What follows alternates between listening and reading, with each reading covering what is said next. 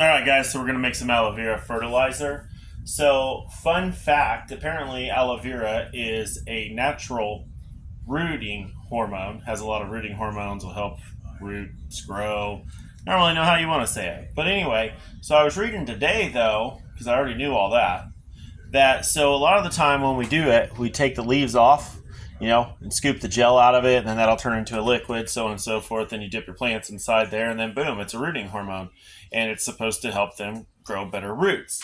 So what I was reading today, just taking this rind off of it is what we'll say. You can actually blend this rind into your fertilizer, put it in a spray bottle, and apparently the rind, which, to be honest with you, the only plants that I have, even my pups, which I'll throw a thing up there to show them, there are no gnats, no fungus gnats, no bugs, no anything ever near these guys. They're always with my other plants. Even with the fungus in with the pups, which I got to fix eventually, there's still no fungus gnats inside of there. So we're going to give it a try because I do have one pup. I'll specifically put a picture of him in there. But I do have one pup that's kind of lacking compared to all the other ones. We had like 5, 6 of them come up off of this guy, and that's why he's kind of lagging a little bit. And he probably needs some water. But I mean, it's a pretty nice plant. But let's go ahead and get this fertilizer made.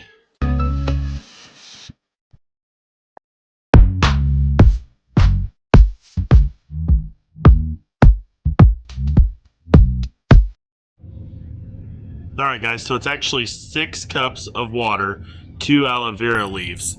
Then I turn around and fill up the rest of the gallon with water from my fish tank.